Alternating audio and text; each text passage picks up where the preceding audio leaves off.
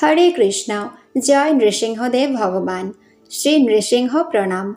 ওম উগ্রম বীরম মহাবিষ্ণুম জ্বলন্তম সর্বতোমুখম নৃসিংহম ভীষণম ভদ্রম মৃত্যুর্মৃত্যুম নমাম্যহম। অনুবাদ: তীব্র তেজময়, চতুর্দিক জ্বলন্ত মুখবিশিষ্ট, ভয়ানক অথচ পরম মঙ্গলময়, মৃত্যুরও মৃত্যুস্বরূপ পরমেশ্বর ভগবান মহাবিষ্ণু শ্রী নৃসিংহদেবকে আমি সশ্রদ্ধ প্রণতি নিবেদন করি। নমস্তে নরসিংহায় প্রহ্লাদলাদায়িনে হিরণ্যকশিপুর্বক্ষঃ শিলাটঙ্কনখালয়ে। যিনি ভক্ত প্রহ্লাদের আনন্দদাতা, যার বাটালির মতো নখ দৈত্য হিরণ্যকশিপুর শিলার মতো বক্ষে আঘাত হেনেছিল, সেই শ্রী নৃসিংহদেবকে আমি সশ্রদ্ধ প্রণতি নিবেদন করি। শ্রী নৃসিংহ চতুর্দশী ব্রত মাহাত্ম্য। বৃহন্নরসিংহ পুরাণে ভগবান শ্রী নৃসিংহদেব ভক্ত প্রহ্লাদকে বললেন, বর্ষে বর্ষে তু কর্তব্যম মম সন্তুষ্টি কারণম মহাগুহ্যমিদং শ্রেষ্ঠম মানবৈর্ভব বীরবিহ।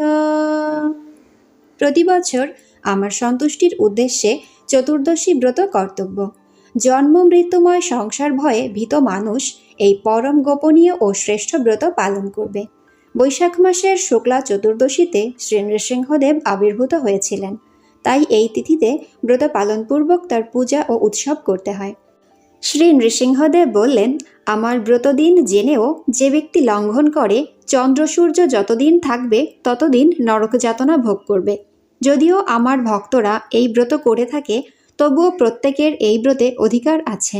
প্রহ্লাদ বললেন, হে ভগবান, হে নৃসিংহরূপ, হে সকল দেবগণের আরাধ্য প্রভু, আপনাকে প্রণাম জানাই। আমি জিজ্ঞাসা করছি, হে প্রভু, তোমার প্রতি আমার ভক্তি কিরূপে উৎপন্ন হলো? কিরূপে আমি তোমার প্রিয় ভক্ত হলাম?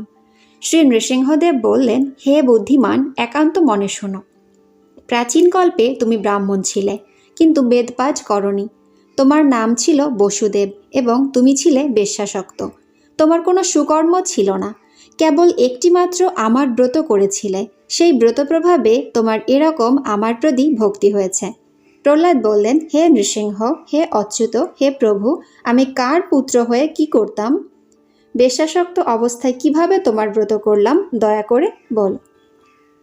শ্রী নৃসিংহদেব বললেন, পুরাকালে অবন্তিপুরে এক বেদজ্ঞ ব্রাহ্মণ ছিল। তার নাম ছিল বসু শর্মা। ধর্মপরায়ণ ও বৈদিক ক্রিয়া অনুষ্ঠানে তৎপর। তার ভার্যা জগৎ প্রসিদ্ধা সুশীলা প্রতিব্রতা সদাচারিণী।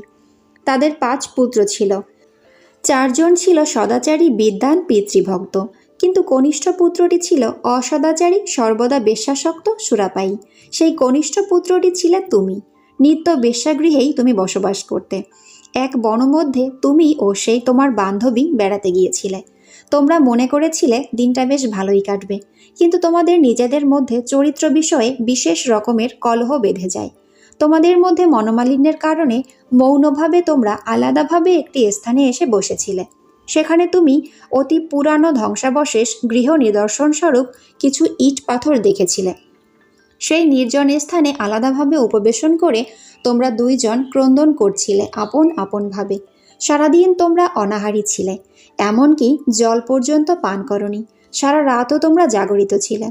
ক্লান্ত শরীরে, দুঃখিত অন্তরে, মনোমালিন্য ভাবে তুমি সেখানে শুয়ে পড়ে প্রার্থনা করছিলে, হে ভগবান, হে শ্রীহরি, এই জগতের কত লোক সুন্দর।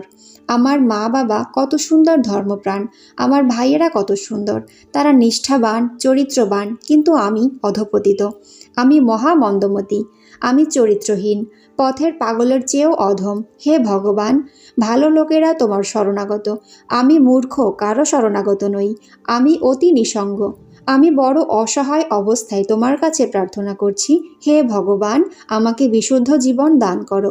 এভাবে তুমি ক্রন্দন করছিলে।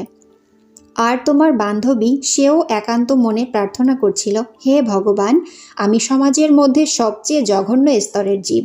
সভ্য সমাজ থেকে আমি বিক্ষিপ্ত ও বিচ্ছিন্ন। এই জগতে অনেক নিষ্ঠাবতী, সাধ্বী, সুন্দরী নারী রয়েছে, আর আমি মহাপাপী, গণিকাবৃত্তি করেই জীবন নষ্ট করেছি। প্রতিদিনই কেবল পাপের বোঝা বাড়িয়েছি। নরক যাতনা কতই না এই পোড়া কপালে অপেক্ষা করছে। ভদ্র সমাজে কেউ কোনোদিনও আমাকে তাকাতেও চায় না। আমিও এই জগতের কোনো পথ খুঁজে পাই না। হে পরম করুণাময় ভগবান, যদি তোমার অহৈতুকী কৃপাদৃষ্টি আমার প্রতি থাকে, তবে দয়া করে আমার এই জীবন পরিবর্তন করে দাও। এভাবে সে আকুল অন্তরে ক্রন্দন করতে লাগল। শ্রী নৃসিংহদেব বললেন, হে প্রহ্লাদ, সেই স্থানটি ছিল আমার প্রাচীন মন্দির। সেই দিনটি ছিল বৈশাখ মাসের শুক্লা চতুর্দশী, আমার আবির্ভাবের দিন। তোমরা উপবাসী ছিলে, রাত্রি জাগরণ করেছিলে, জীবনের কল্যাণ প্রার্থনা করেছিলে। অর্থাৎ অজ্ঞাতসারেই তোমরা আমার পরম মঙ্গলময় চতুর্দশী ব্রত পালন করেছিলে। সেই ব্রত প্রভাবে তুমি এজন্মে আমার প্রিয় ভক্তরূপে জন্মগ্রহণ করেছ, আর সেই বেশ্যাও স্বর্গলোকে অপ্সরা জীবন লাভ করে ত্রিভুবনে সুখচারিণী হয়েছে। হে প্রহ্লাদ, আমার ব্রতের প্রভাব শোনো। সৃষ্টিশক্তি লাভের উদ্দেশ্যে ব্রহ্মা আমার এই চতুর্দশী ব্রত পালন করেছিলেন। ত্রিপুরাসুরকে বধের উদ্দেশ্যে মহাদেব এই ব্রত করেছিলেন। স্বর্গসুখ লাভের উদ্দেশ্যে দেবতারা আগের জন্মে আমার ব্রত করেছিলেন।